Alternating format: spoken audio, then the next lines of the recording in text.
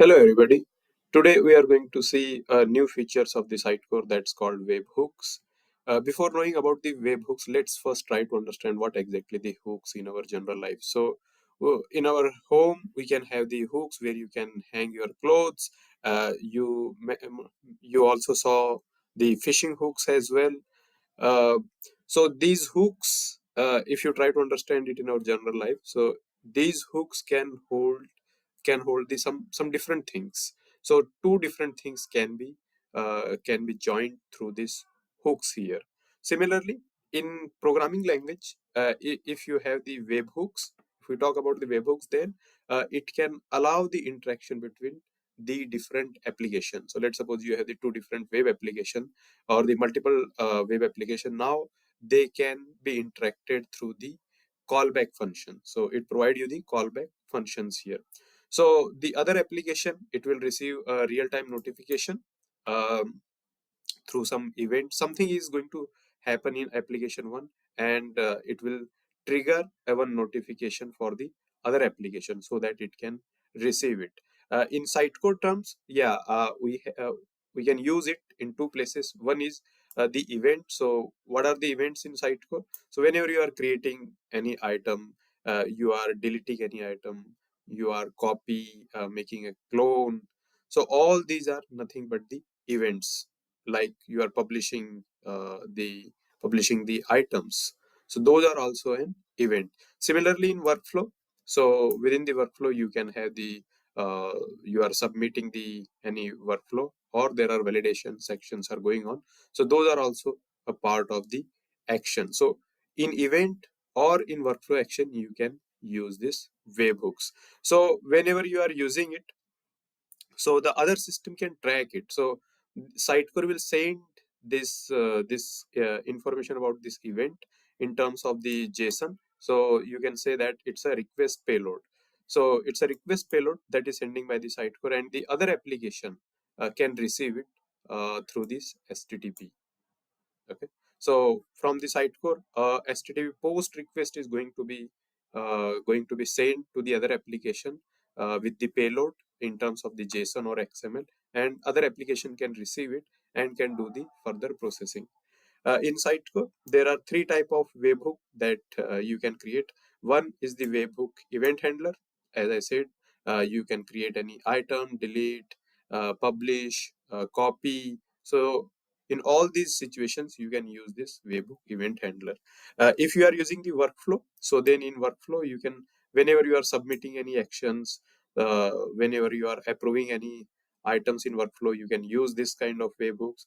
If you have some validations, yeah, you can use this uh, validation actions for that webhooks here. Um, let's go there and try to see in a demo that how easily you can create it into the Sitecore. So here is my Sitecore, and within the Sitecore, right now, this is my home item. This webhook is the system level activity, so that's why you have to go to this events. And the second last option in this system is the webhooks. So you can go there and you can create any webhook event here. So maybe I will say that it's my first webhook event handler that I am creating. You can provide some name to this. Maybe I will say name is test. Okay, and here you will get that on which event you want to create it. So you will get all the options here for the events here for the related with item. So do you want to run this webhook event when some item is going to be added or copied or delete, or moved, renamed, saved? So there are lots of events here, so you can use it. Similarly, if somebody have published it, so during the publish as well, you can fire this webhook event. So do you want it to during the publishing begin or end or fail or status updated? It's all depend on that what we wanted. Generally, yeah, publish and make more sense. But let's suppose I want to use this one, item added, and within this, now you can go there and you have to enable this event, and you have to specify this URL here.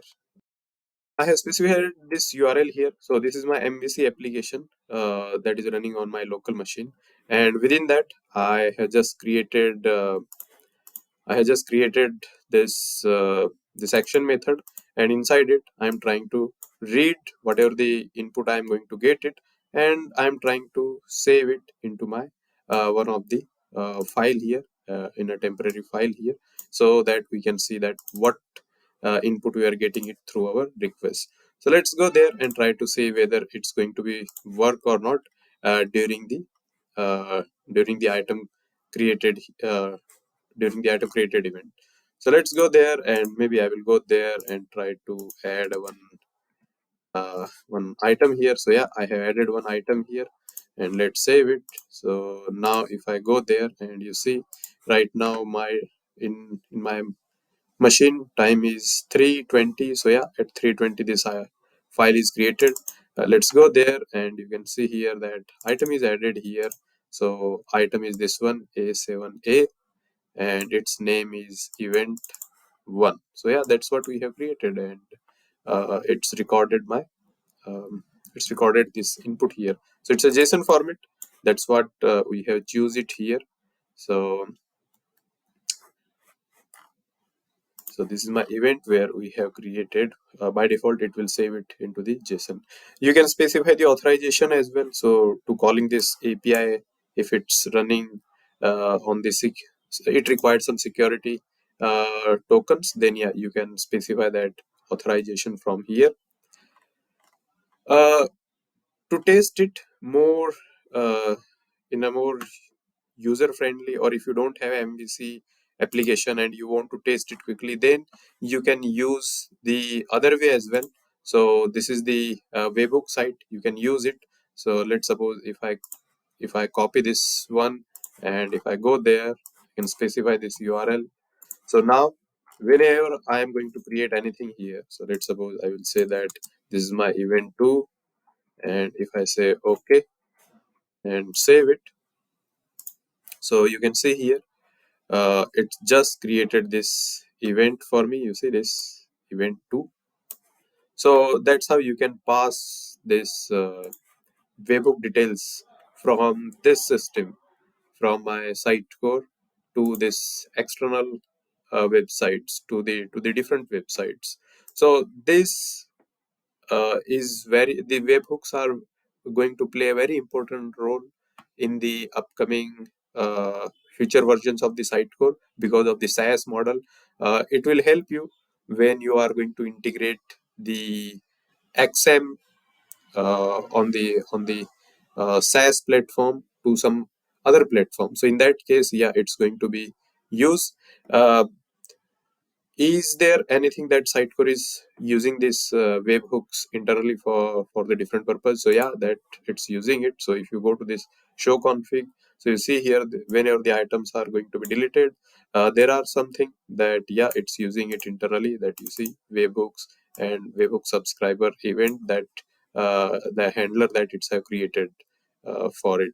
Where is the Sitecore webhook.config file is located?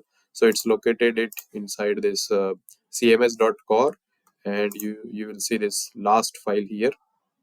And if you go there and try to see it, you will get this you will get its detail here. So these are the details that it's internally using right now. So yeah, that's it for this week. We'll see you next week with some more new details. Thank you.